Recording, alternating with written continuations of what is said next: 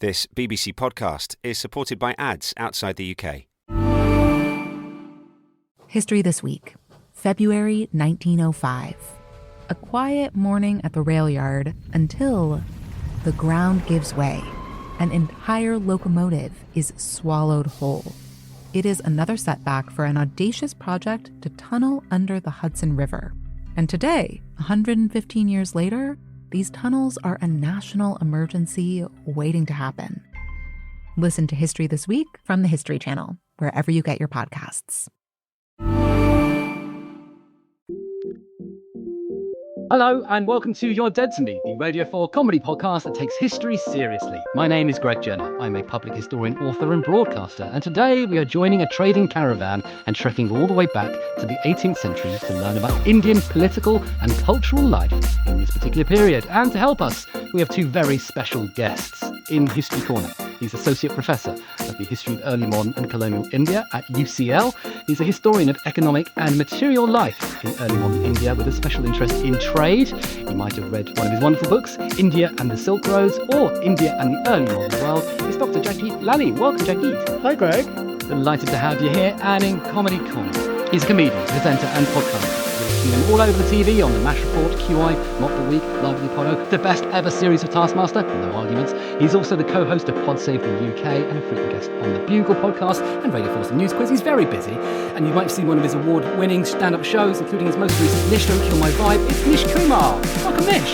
Genuinely, I'm so excited. I will say I've put myself in a bit of a difficult position here because I did study history to an undergraduate level. So, there's a lot of pressure on me to at least loosely sound like I know what I'm talking about. And I am feeling the genuine hot flush of panic.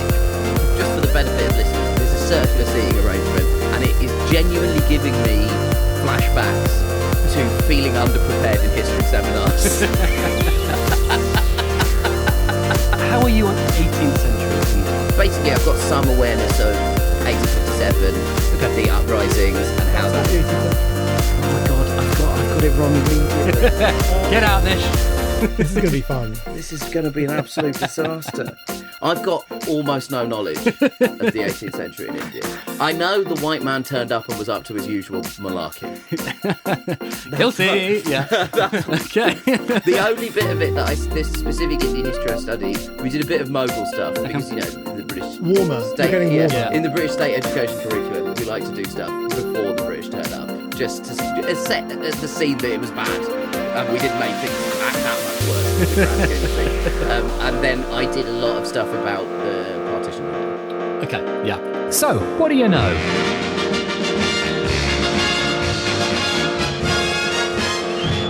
This brings us to the first segment of the podcast called the So What Do You Know? Guessing what you, our lovely listener, will know about today's subject. This one might be a bit of an unfamiliar topic. 18th century India usually only comes up for British audiences through TV dramas about the East India Company, like the Tom Hardy show Taboo, or the recent one Nautilus.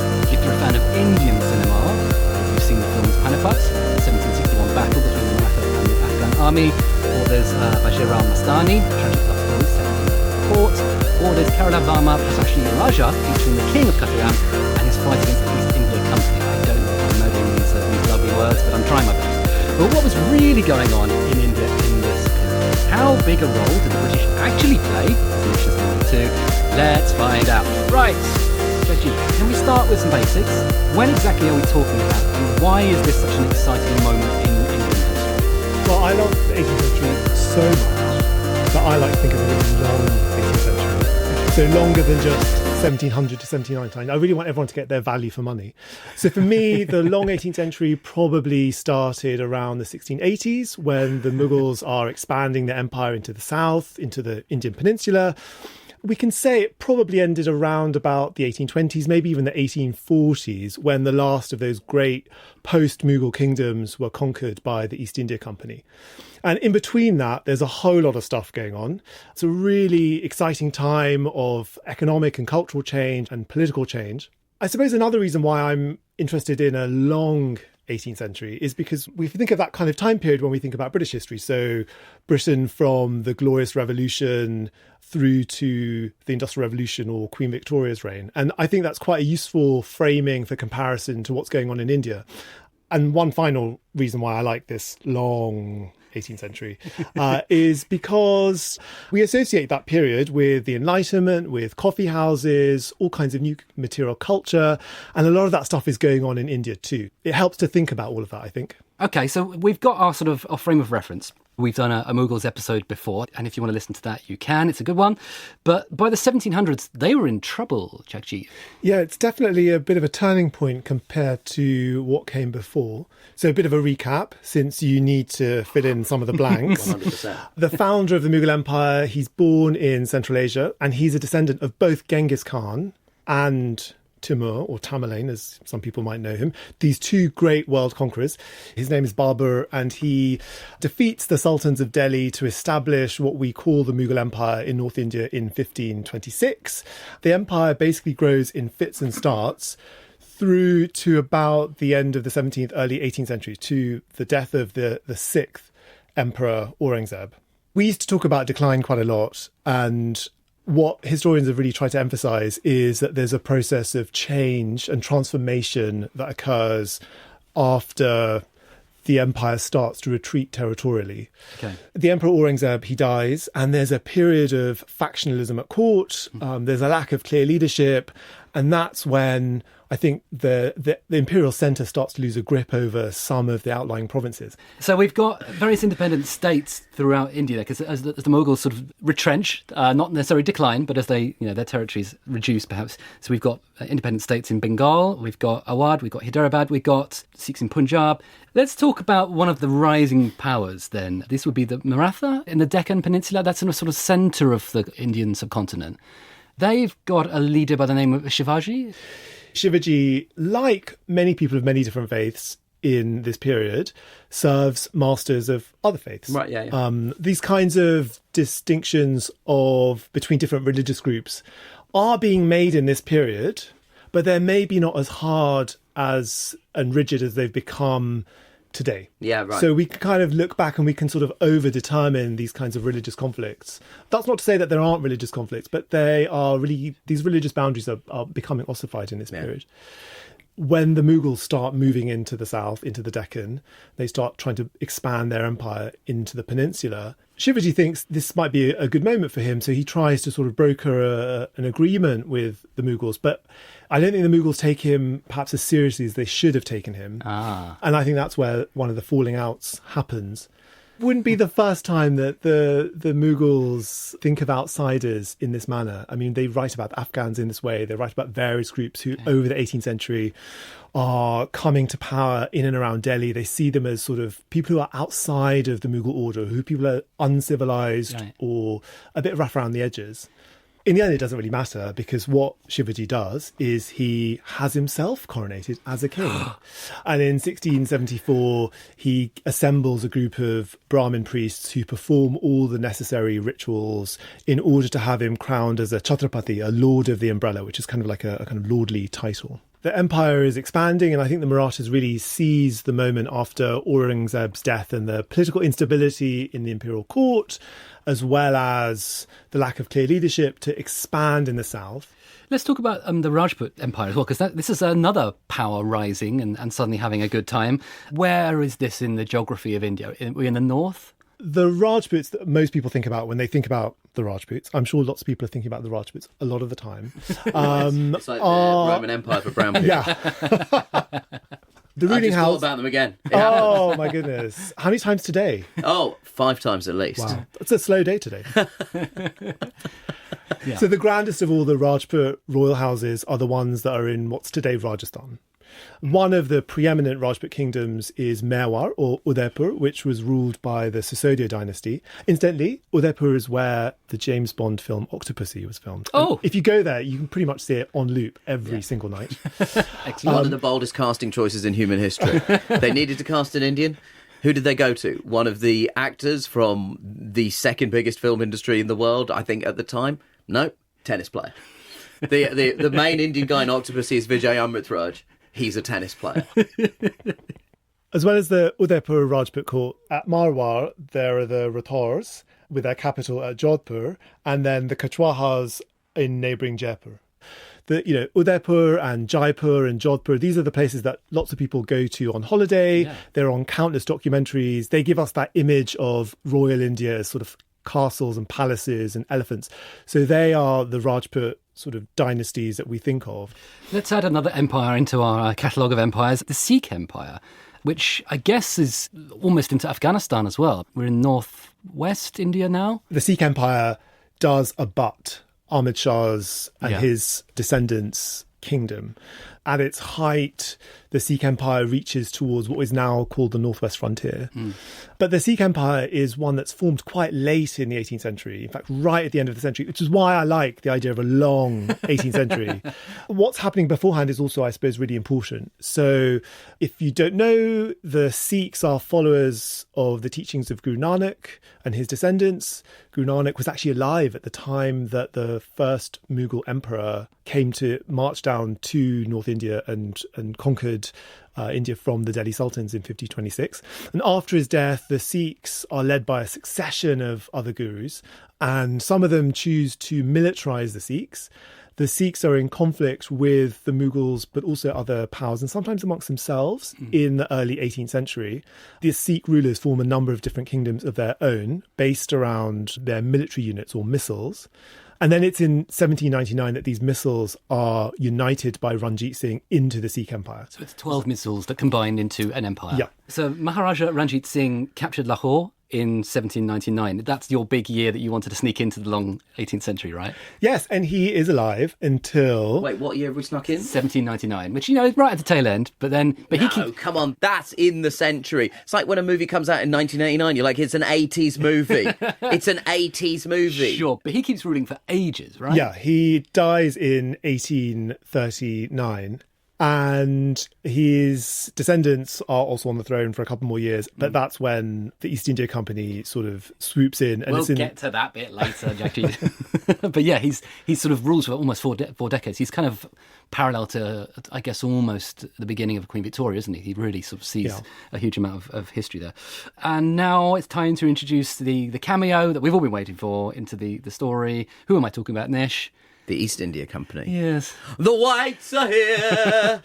It wasn't just, actually, the British. There was the Dutch as well, right? Oh, good knowledge. Yeah. There was a Dutch East India Company as well, was, right? Yeah. Yeah. Why did none of these people have their own names?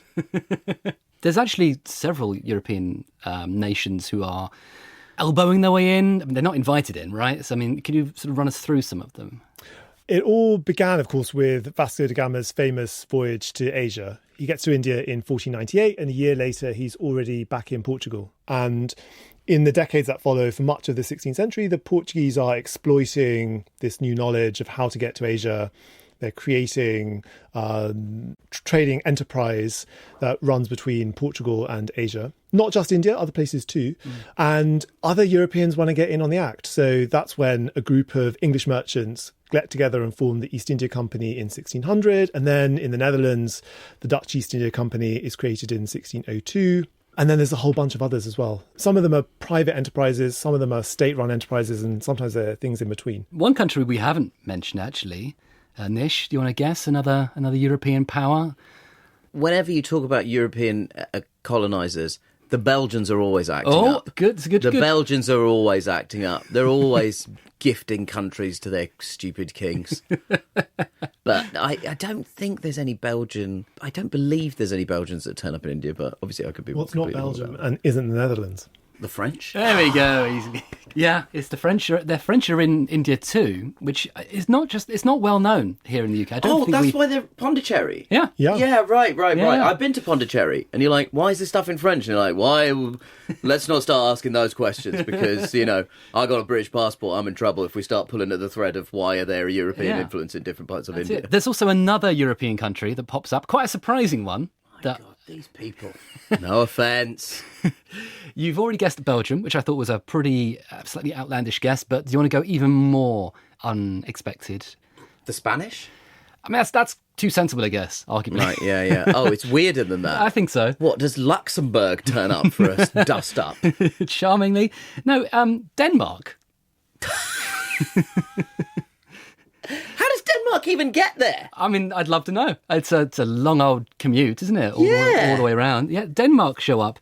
And their plan, Nish, is quite a charming one in some ways. They took advantage of the Anglo-French wars and rivalry. Yeah. And they offered merchants the ability to the ability to sail under the neutral flag of Denmark so they wouldn't be attacked by either side. They were basically a maritime VPN service. But the important thing to stress, and I think you want to stress, you're a historian of trade, aren't you? I mean, the Mughal Empire was already plugged into global trade networks. It's not that European powers showed up and said, oh, let's do trade. Yeah, it's happening before the 18th century and it's happening before the Europeans show up. So India is really plugged into trade networks in every direction. So there's the caravan routes, which I've worked on a bit, between India and Central Asia, Iran, parts of Russia, so towards the north, and then going towards the west, there are all the ports in the Arab Peninsula, the Red Sea region and East Africa. And then, of course, there's Siam and the Spice Islands to the east. And these are just some of the places where you either find Indian goods or you find Indian merchants. There's trade between England and India, direct trade, once the East India Company is formed. There's lots of really exciting new research, which has been not just about trade between Asia and Europe, but trade at a more global level. And the Spanish are moving goods between Asia and the New World. And what we're starting to kind of realize is that the reach of some of these goods are really global. So it's not just the rich in England who are decorating their country houses with fine Chinese wallpapers and Indian textiles and so on.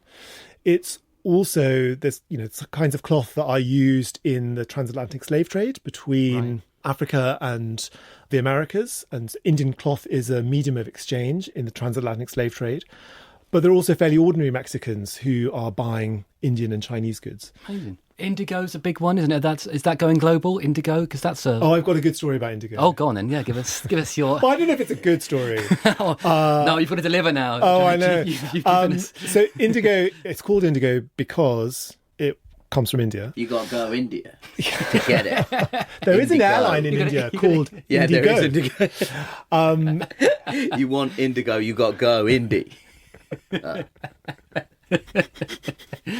So the Europeans... for listeners, I'm considered to be an intelligent comedian, so that tells you what the intellectual capacity is for the rest of my profession.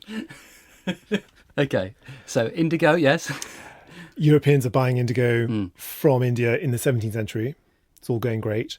And then they decide to transplant indigo production to the Americas, so to the Carolinas, to the Caribbean. And there they, quote unquote, improve how the dye is produced. So you have to grow a plant and then you have to turn the plant into a dye. And that, combined with other factors, puts lots of indigo production and indigo producers in India out of business. There's also like a terrible famine in the 17th century and all kinds of other factors. But that doesn't mean that people who are using indigo dye within Asia stop needing indigo dye. And one of the things that happens in this period is that new places start to produce indigo dye in this period. So in parts of Punjab near Afghanistan, there are relatively new, in fact, probably entirely new indigo fields planted with indigo and dye that's being produced there for the caravan trade to Afghanistan and Iran and Central Asia. And the interesting thing I'm going to have to use the dreaded C word now, capitalism. The 18th century is the era in which people would often say capitalism is invented. Some would say slightly earlier. What does capitalism mean and how is it arriving into India, or has it been there all along? Well, we think of capitalism as this uniquely European invention, that it's something that emerges in Europe. These Tuscan bankers are creating banks and that's the kind of master narrative. But one of the things we've known for quite a while now is that there are similar developments in banking and finance and trade and the market that are happening fairly simultaneously across Europe, but also the Middle East and parts of Asia, including India. And this is not a new development in the 18th century. This is something that has been unfurling for a long time, for at least 2 centuries by the 18th century. But I think it comes to a kind of crescendo in the 18th century. Okay. 2 things stand out. One is that the market has really encroached people's lives much more by the 18th century. People's awareness of the value of real estate and their assets, for example, has intensified by this period. People are really fighting over them, and they're getting bits of paper signed and notarized because they know what the market for property is like, for example. And that's just one example. Wow. The second thing that comes to mind is the growing power of merchants and bankers. And they don't form a bourgeoisie like they do in Europe, but they are becoming more important, and their relationship to the state is becoming much closer. And that's partly because of what's happening in India in the 18th century. So you have these new rulers, and some old rulers too, rulers of these states who are building up their kingdoms. And what do they need? They need money. And how are they going to get money? They're going to get money by having a bureaucracy that doesn't leak money, and by increasing the amount of production and trade that's happening within their kingdom. So they bring land under cultivation, they try and attract new kinds of cultivation there that maybe didn't happen previously, they try and create new trade routes, maybe have new kinds of manufacturing. And merchants and bankers are financing that, and they're also, sometimes their family members are part of that bureaucracy too. And as well as banking, as well as merchants, and as well as insurance firms and so on, that sort of thing, we also get another profession beginning with M, an important profession, a beloved profession. Do you want to guess what that would be, Nish? Mirth makers. The first comedians emerge. There are lots of those actually in the 18th century. Really? Yeah. Fantastic. I don't know if there are more, but they're definitely more prominent. Yeah. Wow. No, I said beloved. Mercenaries. Hey, we here we go. We get the mercenary class who show up. Nish, have you ever heard of Amir Khan? Amir Khan? Yeah. Boy, you mean the incredibly famous actor? No, not that one from Lagan, and not the boxer either. Have I heard of Amir Khan? Of course I've heard of Amir Khan. No, this is the third most famous Amir Khan, probably, after the pugilist as well. Jagjeet, who was Amir Khan, the Afghan mercenary? He's a big deal, right? Yeah, he began his rise by serving the Marathas, who gave him a royal title, and they gave him some land that he formed into a kind of principality. He then joined the Maharaja of Jodhpur's service, Jodhpur again, but his scheming got him into trouble, which is unsurprising given that he was implicated in poisoning one of the king's favourites. And so he's expelled from Jodhpur in 1815. But he wasn't unusual. I mean, there are lots of mercenaries. There's what I've called a whole market for violence, which already exists by the 18th century, but in the 18th century, when there is all this competition over land to, fashion your own kingdom and make your own state, when so much is at stake, those kinds of actors are becoming more powerful, more important. And it's not uncommon for some of them to be given land in return for their loyal service and to form principalities of their own, making this even more complicated, this whole patchwork of different states. I mean, in the end, it doesn't work out for him, right? I think he sort of just goes to Tonk, which is his principality, and he just retreats and has a nice retirement. Oh, really? Okay. Does he I really? don't know, actually. Oh, right, yeah. It's It's just, you don't associate mercenaries with, winding down. He doesn't. When you hear mercenary, you don't think gentle retirement, getting into gardening. You And if you think, do, they're up to something. Yeah. You sort of feel with mercenaries, it's probably going to end quite badly. The nuance window!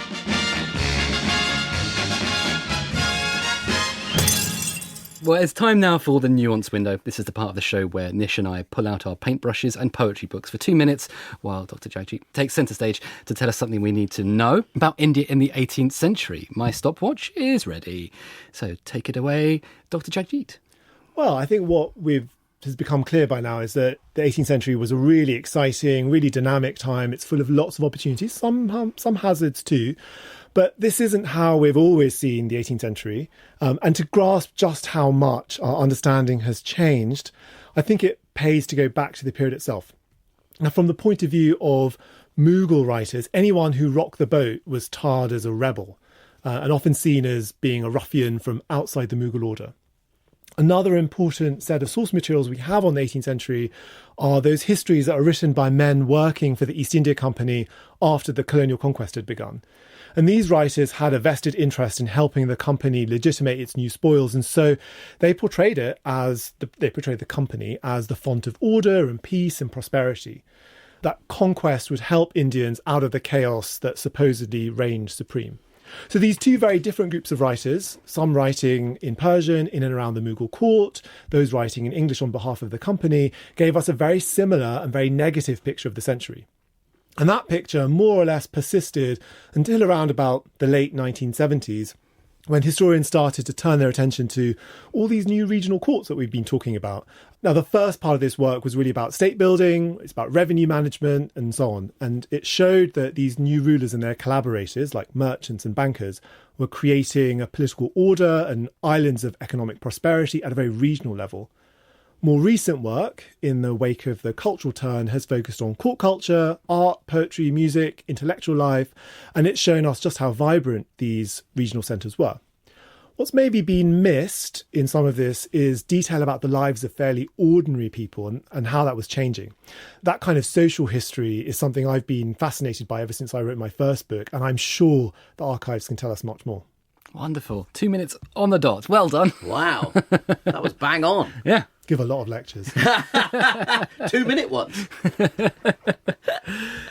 Nish, final thoughts on 18th century India? Have you? This has been great. Like, this is We should do it more often. Yeah, this is really filling in like a total gap in my historical knowledge, and really like reframing the way I think about the sort of East India Company. And even what I was saying, I think one of the things that I think is interesting about this idea of there's independent sort of capitalism springing up is that even in kind of what you would identify as politically progressive history of the region, we still talk about it as, we still have this like victim narrative around it, that Western capitalism in cohorts with Western governments took over these countries, and we only focus on them as conquered lands, essentially, even when we're trying to write positive histories about them. And actually, it really benefits to understand that there was a whole independent culture and country that was evolving, and to look at it through a non-European lens, even when the European lens is trying to be progressive and post-colonial and anti-capitalist. Thank you so much, Nish. Thank you so much, Jagjeet. And listener, if you want more Indian history, check out our episodes on the Mughal Empire, or on the history of Bollywood cinema. That was a fun one. And if you want a different perspective on the 18th century, why not listen to our episode on black people in Georgian England? And remember, if you've enjoyed the podcast, please share the show with your friends, subscribe to You're Dead to Me on BBC Sounds. But I'd just like to say a huge thank you to our guests in History Corner. We had the incredible Dr Jagjeet Lally from UCL. Thank you, Jagjeet. Thanks, Greg.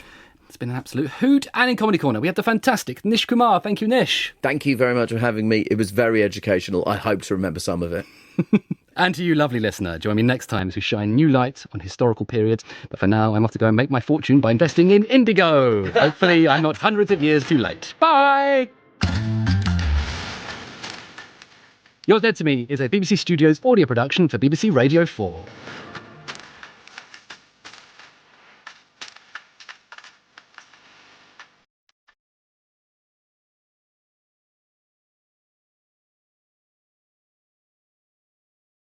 Screenshot.